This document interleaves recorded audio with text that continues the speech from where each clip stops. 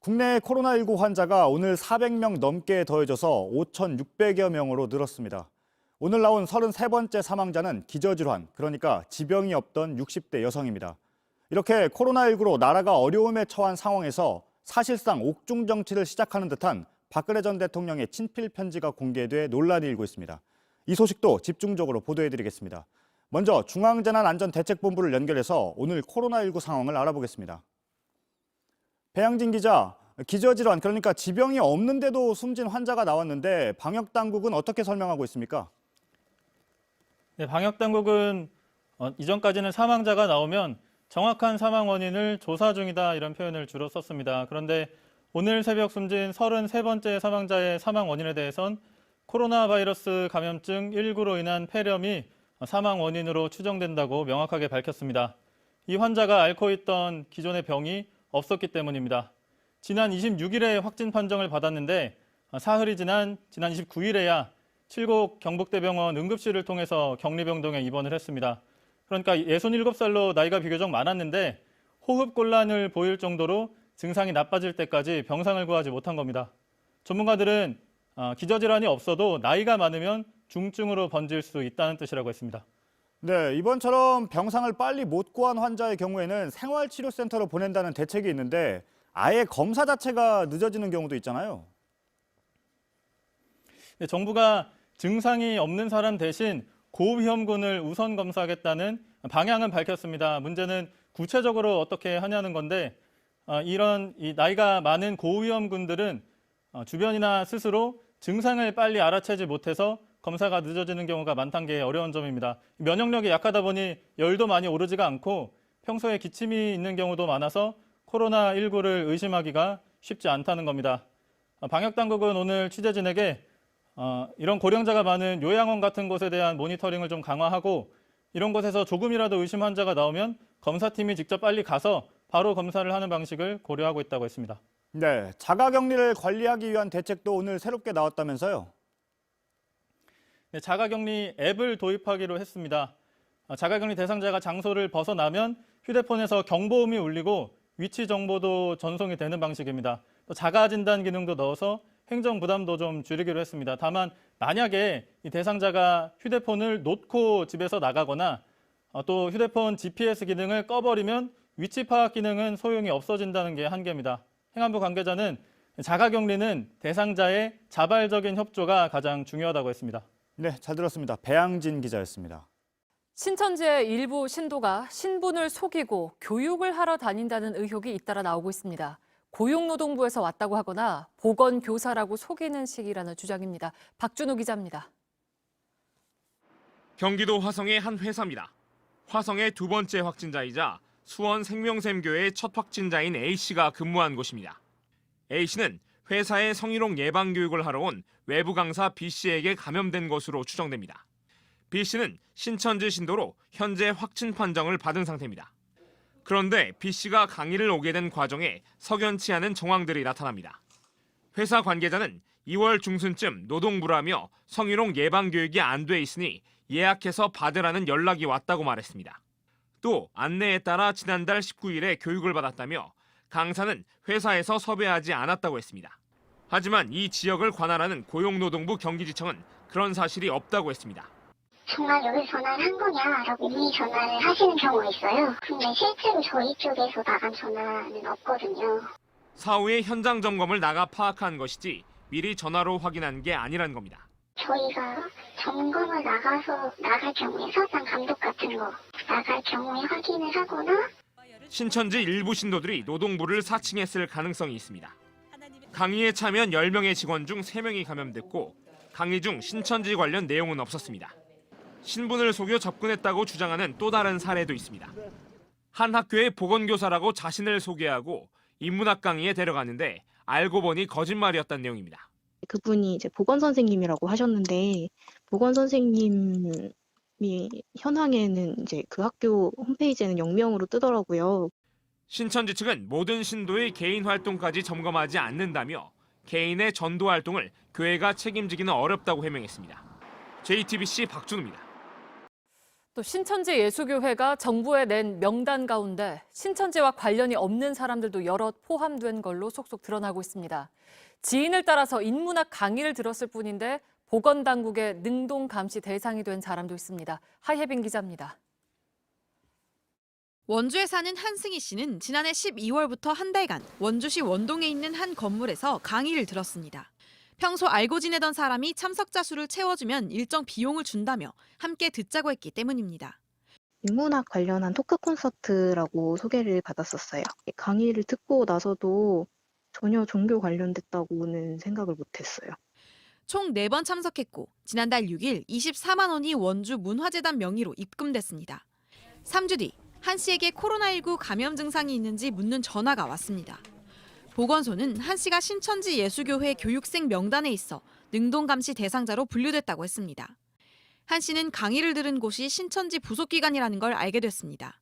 직장이라든가 이런 데서 좀 오해를 사거나 좀 안 좋게 볼 수 있다는 생각이 드니까 좀 화나는 게 좀 있었고. 심지어 원주 문화재단은 인문학 강의를 연 적도 입금한 적도 없었습니다. 인천에 살고 있는 정경호 씨도 지난달 28일 보건소로부터 전화를 받았습니다.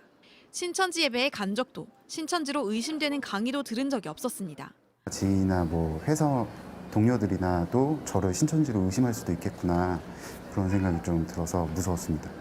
신천지가 정부에 낸 명단에 엉뚱한 사람들이 포함된 사실이 속속 발견되면서 당사자들에게도 보건당국에도 피해를 주고 있습니다. JTBC 하혜빈입니다. 검찰은 조금 전 신천지 대구교회에 대해서 경찰이 신청한 압수수색 영장을 두 번째로 기각했습니다.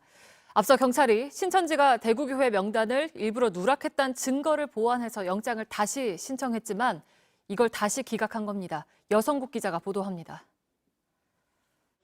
대구 지역 시민단체와 권영진 대구시장은 지난달 신천지 대구교회 책임자 등을 경찰에 고발했습니다.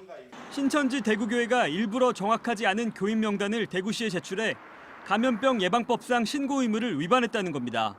경찰은 고발 하루 만인 지난달 29일 신천지 대구교회에 대한 압수수색 영장을 검찰에 신청했습니다. 하지만 검찰은 보완 수사가 필요하다며 영장을 돌려보냈습니다.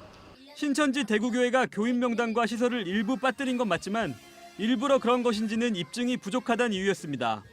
경찰에 고발당한 신천지 대구교회는 뒤늦게 교인과 시설 명단을 대구시에 추가로 제출했습니다.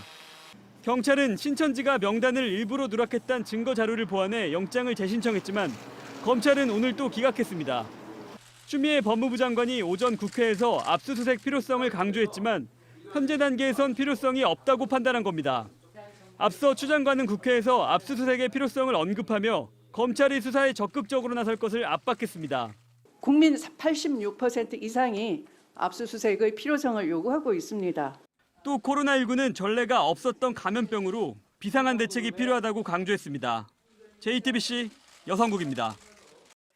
서울의 코로나19 확진자는 99명으로 늘었습니다. 성동구의 한 주상복합 건물에선 집단 감염으로 의심되는 사례가 나왔고 명동의 한 의료회사에서도 직원들이 잇따라 확진됐습니다. 최하은 기자입니다. 서울 성동구의 주상복합 아파트입니다. 이곳에서 지난달 19일 첫 확진자가 나온 걸 시작으로 12명이 잇따라 감염됐습니다. 확진 환자 14명이 발생한 은평성모병원과 함께 서울의 집단 발병 사례로 꼽힙니다. 아파트 주민 70대 A씨 부부에 이어 관리사무소 직원 4명이 확진 판정을 받았습니다. 직원들의 가족 6명에게도 바이러스가 전파됐습니다. 명동의 한 의료회사에서도 서울 거주 3명 등 총 7명이 확진됐습니다.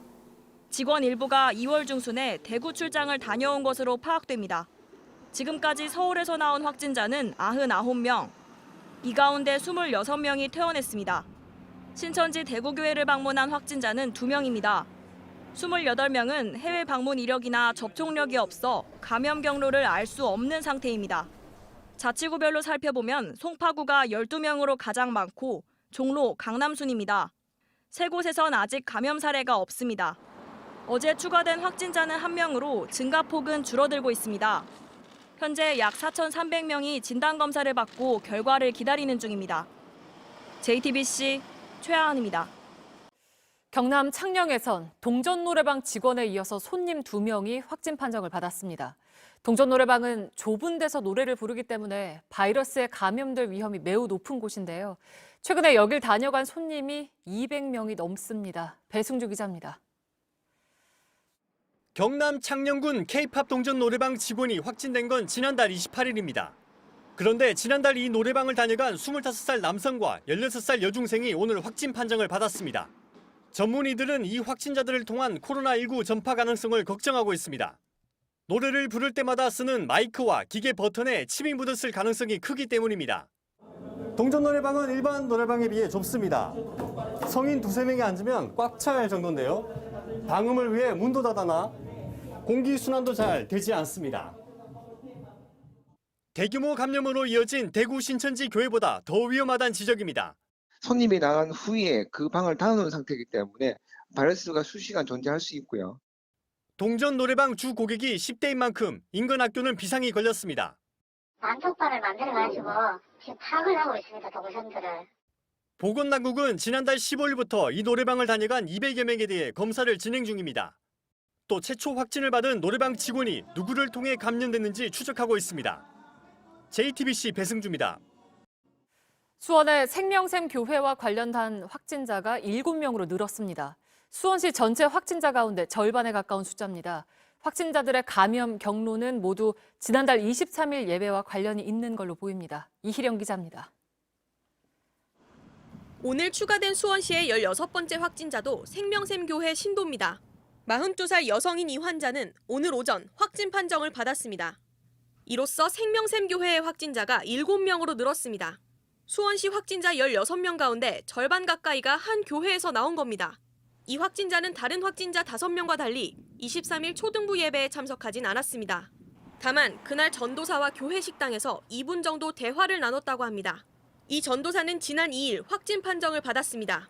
수원시는 오늘 추정되는 감염 경로를 밝혔습니다. 이 교회 신도 중 확진 판정을 받은 분들의 추정 감염 경로는 모두 지난 2월 23일 교회 예배와 관련이 있습니다.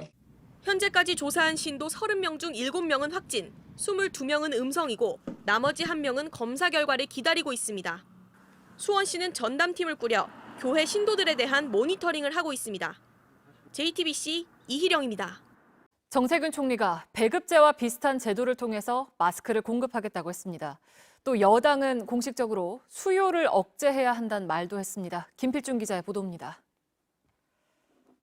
정세균 총리는 마스크 공급에 정부가 더 개입할 수 있다고 밝혔습니다. 배급제 비슷한 그런 배급제와 시장 경제를 함께 조화시키는 그런 방안을 지금 마련하고 있습니다. 마스크 공급량을 늘리는 게 안 된다면 의료진 등 꼭 필요한 사람에게 우선 공급하면서 공평하게 나누는 방법을 찾겠다는 것으로 보입니다. 이외에 마스크 원자재 수입량을 늘리겠다고도 덧붙였습니다. 앞서 이낙연 전 총리는 마스크 수요에 대해 언급했습니다. 국민의 이해와 협조를 얻어가면서 수요를 억제해 갈 필요가 있습니다. 이미 식약처가 마스크 사용의 준칙 그리고 참고 기준을 국민께 설명해 드린 바가 있습니다. 어제 식약처는 일회용 마스크를 재사용할 수 있다는 등의 수정된 지침을 내놓은 바 있습니다. 공급이 부족한 상황에서 수요를 조절하려는 노력으로 보입니다. 이어 내일 열리는 여야 코로나19 대책 특위에서는 구체적인 마스크 대책이 발표될 것으로 보입니다. JTBC 김필주입니다. 네, 그런데 마스크의 핵심 원료인 필터를 구하는 것도 어려워지고 있습니다. 필터 값이 4배 넘게 뛰는가 하면 아예 마스크를 만들지 못하고 있는 곳도 있습니다. 이주찬 기자입니다. 마스크를 만들 때 가장 중요한 재료는 필터입니다. 하지만 하루 약 30만 장을 생산하는 경기도의 마스크 업체는 이 필터 구하기가 너무 어렵다고 합니다. 모든 마스크 제조회사들의 현재 고통은 필터 수급 문제입니다. 1톤에 8천만 원? 그럼 원래는 어느 정도예요? 1,500만 원에서 2천만 원 사이. 대구의 마스크 공장은 사정이 더 나쁩니다. 저희는 필터 노선을 좀 생산 못하고 있습니다. 충북의 한 마스크 공장도 생산을 중단했습니다. 이렇다 보니 공적 판매처로 가는 마스크량도 들쭉날쭉합니다. 원재료가 다 떨어지거나 좀 이러면 할 다른 업체랑 컨택을 해보는데 그것도 안 된다. 그러면은 공급 수량이 줄어들 수밖에 없는 거죠. 실제로 공적 판매처로 납품된 마스크가 최근 사흘 동안 조금씩 줄었습니다. 생산업체에선 핵심 원료인 필터도 마스크처럼 단속해야 한다고 목소리를 높입니다. 정부가 사재기와 수출을 막고 가격을 관리해야 한다는 겁니다. 공적 마스크를 보낼 곳도 통일해달라는 입장입니다. 매일같이 어디가 조회할지도 몰라가지고 손살 믿고 있거든요. 차라리 일괄적으로 조달청이나 그걸 일괄적으로 다 한 번에 그냥 가져가서 거기서 이제 분배하면 좀 좋을 것 같아요. JTBC 이주찬입니다.